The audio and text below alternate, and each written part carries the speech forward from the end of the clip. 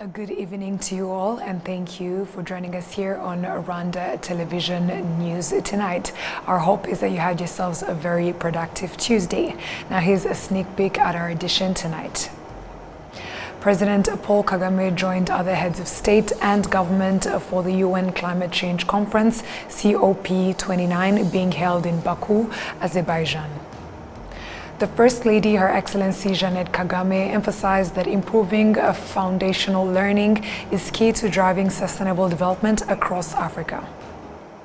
And on the international scale, the United States and Germany have launched the Coastal States Stability Mechanism, a joint $40 million initiative focused on countering terrorism and extremism across 5 West African nations.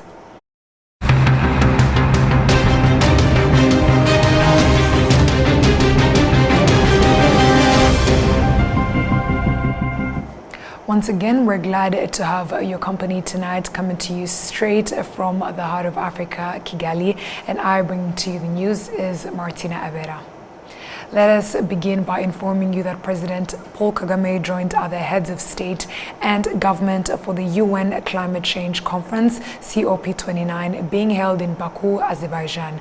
We have more of this report from Adam Squizera.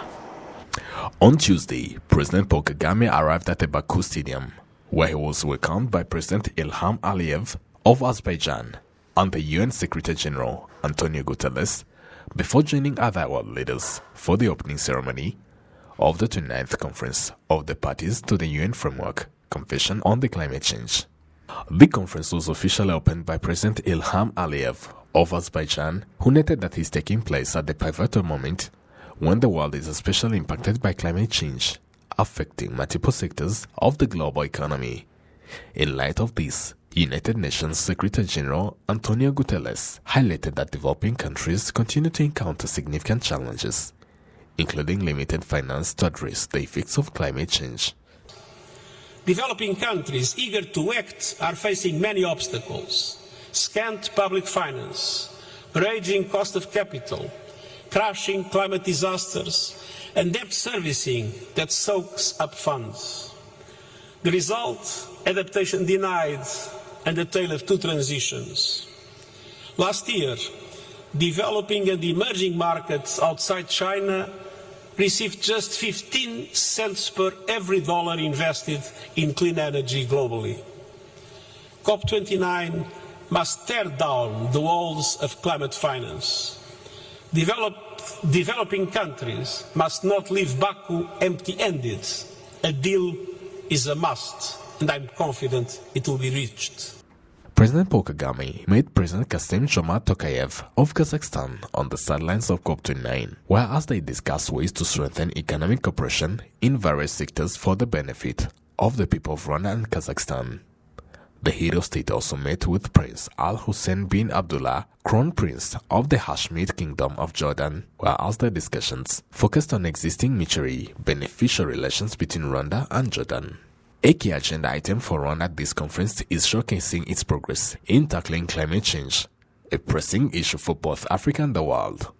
The conference will also spotlight environmental investment, where Rwanda aims to highlight its commitment to investing in projects that safeguard the environment. Adam Squizera, RwandaTV News. The First Lady, Her Excellency Jeannette Kagame, emphasized that improving foundational learning is key to driving sustainable development across Africa. She made the remarks on Tuesday at the Africa Foundational Learning Exchange Conference gathering in Kigali. We have more from Olive Nete. The conference brought together various stakeholders in the African education sector to address challenges hindering the development of foundational learning across the continent. Among the pressing issues discussed was the high rate of learning poverty, with nearly 90% of children under the age of 10 in sub-Saharan Africa unable to read and understand a simple text. Albert Nsengiyumva, Executive Secretary of the Association for the Development of Education in Africa, highlighted the urgent need for targeted interventions to bridge these educational gaps and secure a skilled future workforce for the continent. And the key task ahead of us, how to continue prioritizing and raising the salience of foundational learning. how to scale innovative practices that have demonstrated positive impact, how to collaborate and coordinate better in support of countries, how to spend prudently, invest more, and measure better, and how to leverage existing communities of practices and place them at the center of the initiatives to promote greater ownership, accountability, and transparency. To help bridge educational gaps across the African continent, the World Bank has allocated $7.26 billion to the African East region. Dr. Victoria Kwakwa, the World Bank's Regional Vice President for Eastern and Southern Africa, emphasized the bank's commitment to supporting Africa in achieving its educational goals. Our strategy must harness the region's rich tapestry of innovations and evidence-based successes by leveraging intra-African learning. At the Dar es Salaam Summit, we have collectively committed to reducing learning poverty in our countries by at least a quarter by 2030 and improving literacy rates to reach 75% by 2030. In this effort, the World Bank remains a committed partner to the Africa region. The Rwandan education sector is focused on increasing pre-primary enrollment from 39% to 65% within the next 5 years. At Flex 2024, the Minister of Education, Joseph Nsengimana, outlined several strategies designed to address ongoing challenges in the sector. Through substantial investment in prenatal care and early childhood development, we are laying the foundation for a healthier, more successful generation of our children. We've implemented a national school feeding program which has significantly improved student health, boosted attendance, and reduced dropout rate, ensuring that more children stay in school and continue their education. Although challenges remain, we focus on empowering our young girls, which is why we have established girls' rooms in schools, providing dedicated space where girls receive the support they need to excel academically and socially.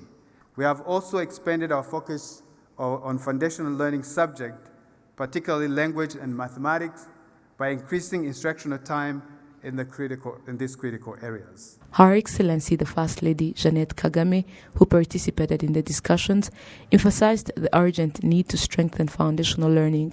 She also underscored the importance of adapting educational systems to equip young Africans to become drivers of sustainable development across the continent. For we all know that education, and most especially the foundational education, is the bedrock upon which skills are built. And skills must be adapted to changing times. The skills that were needed for the Stone Age, agrarian or industrial ages are not all relevant for today's technological age or tomorrow's AI revolution. How we educate, train, and skill our young people for the future of work and development is critical. And this will include the policies we put in place, the agility of our curricula to adapt to the pace of changing times, the quality of teacher training, equitable resource distribution, parental and community engagement, as well as the ability to build in the formative years of a child development those precious qualities of character and confidence. Statistics reveal that 42 million primary-age children in sub-Saharan Africa are still out of school. This 3-day conference, now in its second edition, aims to foster collaborative efforts to develop sustainable solutions to these ongoing challenges. Olive Nete, RTV News. Thank you, Olive, for that report. Police personnel are urged to uphold professionalism and take measures to curb crime levels as citizens prepare to enter the festive season. These were said on Tuesday as the Minister of Interior, Dr. Vincent Biruta, presided over the opening of the Police High Council. Prince Manzi with more. The comportment of the police personnel on duty were stressed on in this High Council, participated in by various police commissioners. The Inspector General of Police, CG Phoenix Namhoranye, reiterated that interior security is one of the priorities in this council. Abashinzwe force discipline batubwire uko ihagaze. Those in charge of force discipline will elaborate us on the status, as well as for those in charge of welfare are to tell us on what to emphasize on. Specifically, those in charge of operations are to tell us how we are ready as we are getting closer to festive seasons. The Rwanda National Police is working hard to curb the traffic accidents, claiming lives of many. The Minister of Interior, Dr. Vincent Biruta, urged the police to uphold professionalism and take measures to curb crime levels as citizens prepare to enter the festive season.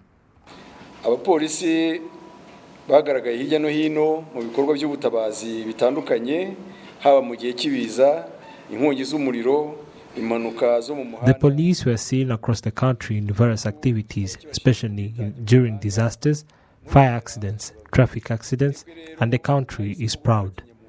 You who honored your professionalism, continue like that and empower your fellows, as it will protect you from bad manners that tarnish your image, that of the entity you are in, and the country at large. The Police High Council takes place in the beginning and the end of the year, and it is a mandate of the police. Participants analyze police activities in the country and internationally. The African Public Procurement Network is urging African countries to reform public procurement practices to adopt sustainable methods. This call was made during the APPN General Assembly, which has begun here in Kigali. Sustainable procurement focused on environmentally friendly practices and the promotion of technology is among the key goals of the APPN. Joyeuse, we still have for Rwanda Public Procurement Authority and current president of the APPN, explained that the network chose this approach to ensure sustainable economic growth across African countries, while Richard Tusabe, the Rwanda's Minister of State in the Ministry of Finance and Economic Planning, noted that the country has decided to adjust its public procurement policy to align with the APPN's vision and to support small and medium enterprises. We still have, for Rwanda, commitment to local content policies has meant that 60% of public contracts are awarded to small and medium enterprises, empowering local businesses and fostering economic independence. APPN brings together 43 countries that have signed the agreement establishing the network. Its goal is to unify efforts to improve public procurement practices, contributing to Africa's economic growth. Currently, public procurement plays a significant role in Africa's economic development, contributing an estimated 17% to the continent's gross domestic product. The General Assembly will be concluded on Thursday. Moving on, the Rwanda Revenue Authority has commended taxpayers in the Eastern Province for contributing 48.3 billion Rwandan francs in central government taxes and 14 billion in local government taxes during the 2023-2024 fiscal year. In the province, Rwanda Revenue Authority awarded 10 top taxpayers in each district, recognizing those who excelled in paying local taxes, issuing the most EBM receipts, and consistently requesting receipts for all purchases. So grateful. Actually, when we received the call that we are the best taxpayer in Ngoma district, we are really thrilled because this has always been our goal, and at least we've achieved our goal. So being the best taxpayer, it gives us an honor to be good citizens. If we work well and we pay well, it's an honor. It would be shameful if we worked well and then we are not among the honored as the taxpayer. So this day has been really our day. And I also appreciate my mom, the biggest shareholder of the Point Shooty Limited, who has put so much effort till now to work hard to the extent of being the best taxpayers in Ngoma district. And our goal is to continue being the best taxpayers. And some of the challenges is that since we have many depots, like we have 15 depots, and we are not the ones who work there personally. So some of these do not give EBM receipts, and it is a challenge, but we have incentives even for those who between internally. We have internal controls, we do checkups, we do field trips, we even investigate, and we really give like warnings and sometimes even punish those who don't give EBM machines, because we don't want to lose our position, we don't want to lose our own as best taxpayers. In the past fiscal year, taxpayers in the Eastern Province aimed to collect 56.5 billion in central government taxes and achieved 48.3 billion, representing 85.5% of their target. The governor of the province has expressed confidence that this year's goals will be met or even surpassed. Of mindset that people are not yet really understanding well their responsibilities, their obligations vis-a-vis the tax law. Number two, another issue was identified on the side of the district, knowing the taxpayers in different categories. We need to come up with an exhaustive list per category of those taxpayers on the side of property taxes, rental income taxes, and other, taxes, and also be able to follow up each and every one. It is again a partnership that we need to enforce, not only the district, that is at the coordination level, but also the enforcement, but also bringing on board the Rwanda Revenue Authorities on regular awareness campaigns, and also establishing clear mechanisms on weekly basis to see how we are tackling and achieving our targets. Already in a sample that we took for this very first quarter, we've seen that already we have exceeded the quarterly target. So it is really possible when we work together, but also the enforcement calls everyone, every player in this exercise to make sure that not only the taxpayer is very well aware about his obligation, but also the enforcers, the district, Rwanda Revenue Authority. We keep following up, educating, and also making sure that actually we are not waiting on D-Day to raise a red flag, but we can also go together.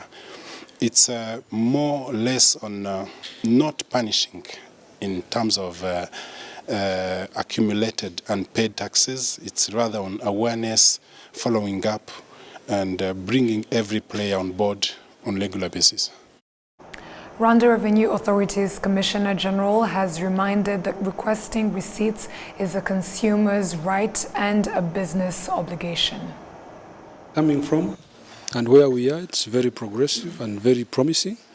The compliance level has gone up. Of course, there are still some taxpayers that have not been able to embrace paying taxes on time, but there are different measures that have been put in place to make sure that everyone is able to pay, including the technology that we are discussing today. So we have made sure that we make the cost of compliance cheaper so that everyone can become compliant. But I would say year in, year out, we are able to achieve the target that has been set for us, which is good because now that is a sign that Rwandans are really contributing to the growth. Different reasons that might happen that might lead to not achieving the target, but the important part is that we understand what was the reason and then we address them. And this year we are going to collaborate with the local structures and the local government authorities, as well as the governor has said. We are going to work with all the districts and mayors, representative of PSF, to ensure that the potential we see in the eastern region, we are able to recover as much as possible and we achieve the target. So the causes might be economical, some causes might be issues of non-compliance by some taxpayers, but all of them will be addressed as we go forward. But also increase our sensitization, awareness and education, so that even those that probably might not have understood the law are able to comply. EBM is for us all. EBM is known for RRA to manage. EBM is a system now that every structure, every Rwandan, every citizen that is in Rwanda should embrace and use. So we call upon all traders to avoid mistakes that leads to penalties, that leads to even huge penalties that make them close their businesses. What we are requiring them to do is issue invoices whenever you conduct a transaction. But also the clients or the people who buy request for the invoice because it is your right. And if you request for your invoice, if you request for EBM invoice, you are building your nation and you are ensuring that the tax that you have paid has actually reached the coffers of government. So let it be a behavior, let it not be something that we take light, let's be intentional, and the benefits that comes with that is we are able to collect enough revenue for our development. So where we want to be, this is the only solution, is to pay taxes. In the 2024-2025 fiscal year, Eastern Province taxpayers have committed to raising 56.2 billion in central government taxes and nearly 14 billion in local taxes. The Permanent Secretary of the Ministry of Foreign Affairs in Israel, Deputy Director of Africa Division, Honorable Sharon Bal-Lee, highlighted that the world in general should especially learn from the history of the genocide against the Tutsi in Rwanda and put efforts together to ensure that such atrocities will never happen anywhere else in the world. Honorable Sharon Bal-Lee, who is in Rwanda to attend the regional conference for Israel Deputy Ambassadors in Africa, stated this today when visiting the Kigali Genocide Memorial Site at Gisozi. And as a Jew and as an Israeli, and even more so as an Israeli diplomat, I have to say that we are people that can identify and feel solidarity with the Rwandan people. The atrocities that the Tutsi people had to go through are unimaginable and unforgettable. And it's quite amazing to see how Rwanda and the Rwandan society has managed to grow following the genocide and really the horrible atrocities that wiped out major parts of society and rehabilitate itself and made a choice in peace, choice of peace, reconciliation, and living together. And I think that you are an example to many, many nations around the world.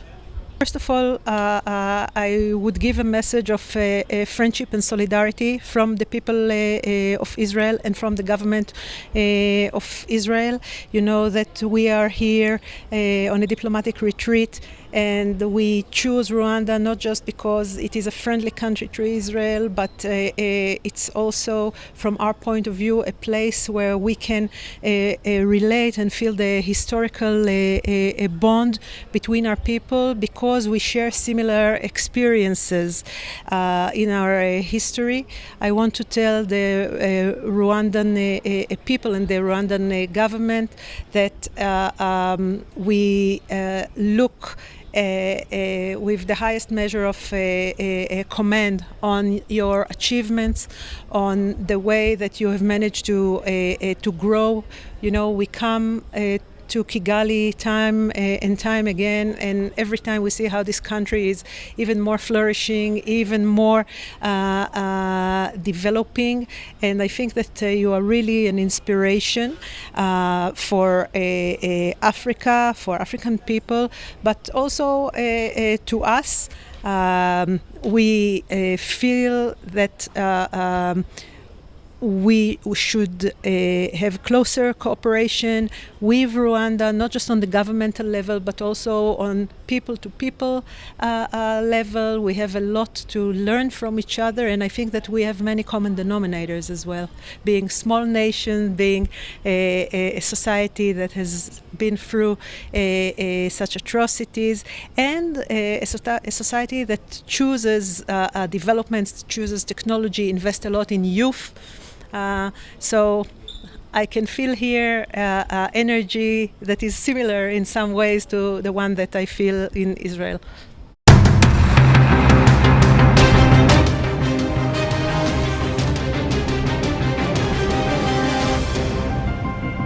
A warm welcome back to other stories making headlines on the international scene.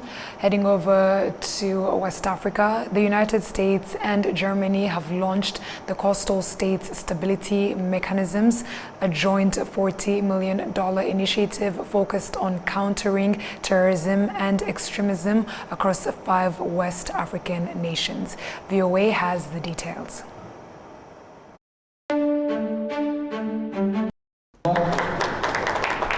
At Yendi in northern Ghana, US and German delegates handed over police equipment to local leaders to mark the launch of a new initiative to protect communities from the growing threat of terrorism and extremism spilling over from the Sahel. The Coastal State Stability Mechanism, or CSSM, focuses on tackling the root causes of regional instability through community-led solutions, improved governance, and economic development, marking a shift away from the traditional military approach to conflict resolution. Before its launch, the program supported vulnerable communities by improving healthcare facilities, providing solar energy, and enhancing community leadership programs. One might think just about security services for building security, but security is about more than that. It's about the whole community. It's about building resilient societies. And yes, of course it is about the ability of the police to conduct their work and to do it in a way that, that has the trust of the community, but it's about these other pieces as well. Experts say violent extremists often exploit developmental gaps to radicalize communities. Ghana's National Security Interagency Coordinator, Baba Sayuti, explains that the CSSM partnership strengthens the nation's capacity to address these gaps and prevent terrorism. So for us partnering with CSM, Coastal State Stability Mechanism, to be able to provide the needs whereby the state is not able to do it, it's a way in order to reduce this kind of thing. That's why I'm saying that they are helping the first pillar, that is the prevention. Despite these efforts, Ghana's Northeast Regional Minister, Yidana Zakaria, warns of visible signs of terrorist activity. Zakaria explained to delegates that northern Ghana's proximity to the Sahel makes it easy for suspicious individuals to enter the country under the guise of religious clerics or refugees seeking aid. They come and go. Sometimes you don't even know where they stay. And we are worried about that. They are not necessarily beggars. They could also be gathering intelligence. The question is, how do they even get into the country? Because they don't have any document to show that they have come through approved entry points. That gives room for worry. In Accra, the US and German ambassadors reassured local leaders of their commitment to using existing development programs, such as Germany's GIZ and the US Agency for International Development, to help build community resilience against these threats. They also indicated that more partners would soon join the CSSM initiative. You can expect more partners to join the program, and that certainly is our goal. We're better when we're together. Each of us brings a certain set of experiences, types of resources to the table. For the next 3 years, CSSM will operate in 5 coastal West African states: Benin, Ivory Coast, Ghana, Guinea, and Togo, in an effort to help defend these countries from the Sahel insurgencies. Sana Anutod, VOA News, Yendi, Ghana. Heading over to the USA, although Donald Trump has won the US presidential election, nearly 11 weeks will pass before he can assume office, giving him 76 days to prepare a new government. VOA once more. Donald Trump has been declared the winner of the November 5th election, making him the first person in over a century to be elected president for non-consecutive terms. But the inauguration ceremony in which he takes the oath of office will not be held until January 20th. And while 76 days may seem like a long time, a government transition requires much work to be done. Technically, the president is not elected by the results of Election Day.